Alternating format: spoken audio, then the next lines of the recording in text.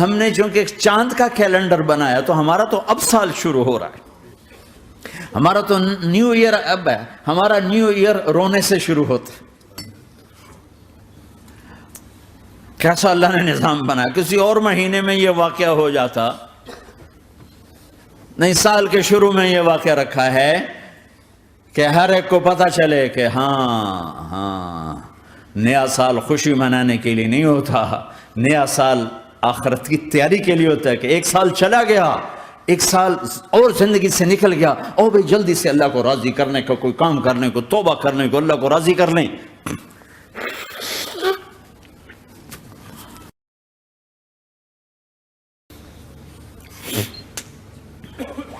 لیکن آپ کیا کہہ رہے ہیں؟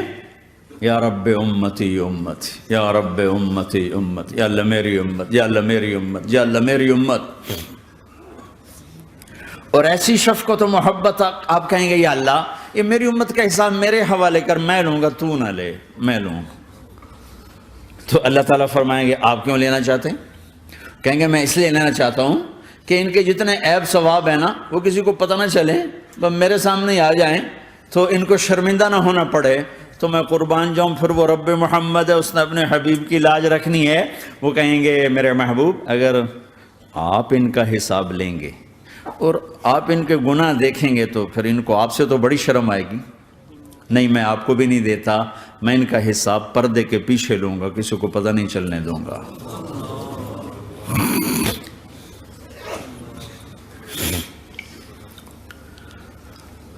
اتنی بڑی ہستی، اور آگے دیکھو طائف میں پتھر پڑ رہے ہیں اور ہر قدم پہ پتھر پڑتے ہیں، یہاں تک کہ ایک دم پتھر پڑنے سے تو خون نہیں نکلتا، پتھر کون سا کوئی تیر ہوتا ہے، پتھر تو پتھر، لیکن اتنے پتھر پڑے پنڈلیوں کے اوپر کہ پھٹ گئیں، ان سے خون نکلتے نکلتے نکلتے جو جوتا تھا پاؤں میں ایسے ساتھ ایسے چپک گیا،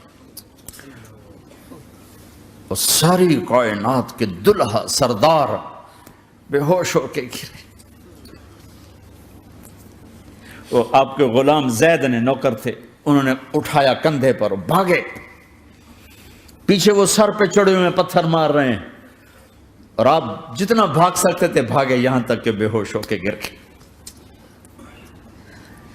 خون زیادہ نکل گیا تو انہوں نے کندھے پہ اٹھا، دوڑ لگائی، اور آگے سامنے باغ تھا، کس کا؟ سب سے بڑے دشمن کا، مکے والا عتبہ بن ربیعہ۔ عتبہ کون ہے؟ یہ جنگ بدر میں جس کے ہاتھ میں جھنڈا تھا، اور جنگ بدر میں قریش مکہ کے لشکر کا جو چیف تھا وہ اس کا باغ۔ لیکن زید کو کوئی پناہ نظر نہیں، وہ باغ میں گھس گئے اور اللہ کے نبی کو ایک انگور کی بیل کے نیچے لٹایا۔ تو جان کا دشمن عتبہ، لیکن جب اللہ کے نبی کو خون و خون دیکھا تو اس کا دل بھی پگھل کے رہ گیا، کہنے لگا ہائے ہائے، طائف والوں نے محمد کے ساتھ کیا کرتا، جس پر دشمن کو رحم آیا ہمیں اس پہ رحم نہیں آیا، ہم نے اس کے آنسوں کی کوئی قیمت نہیں لگائی۔ وہ اتنا ایموشنل ہوا کہ جلدی سے گیا اور پلیٹ میں انگور توڑ کے سجائے، جب جانے لگا تو پھر شرم اور وہ ایک حجاب درمیان میں آڑے آ گیا، تو اپنے غلام کو بلایا، عداس کا، عداس یہ لے جا وہ جو آدمی زخمی پڑا، اسے جا کر کہنا کہ تمہیں رشتہ داری کی قسم میرے انگور رد نہ کرنا، کھا لے۔ حالانکہ موقع تھا کہ قتل کرتا، ہر وقت قتل کرنے کے منصوبے بنا رہے، ابھی موقع تھا کہ قتل کرتا۔ ایسا حال تھا کہ قاتلوں کے بھی آنکھوں میں آنسو آ نہیں آئے تو تمہاری آنکھوں میں نہیں آئے۔ چند پونڈوں پہ اپنے نبی کو بیچ دیا۔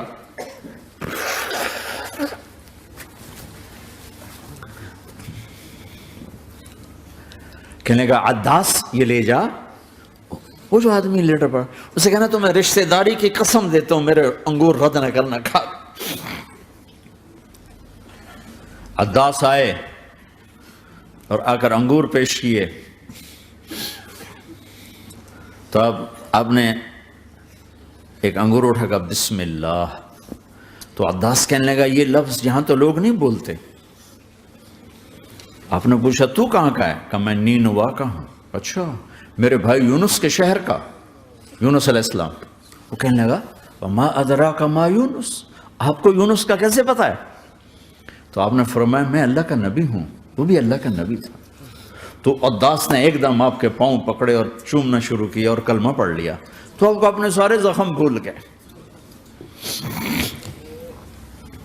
پھر جو آپ نے اللہ سے بات کی ہے نا، آئے ہائے ہائے ہائے ہائے، کیا اللہ پاک کے سامنے اللہم اشکو الیک ضعف قوتی وقلت حیلتی وہوانی علی الناس.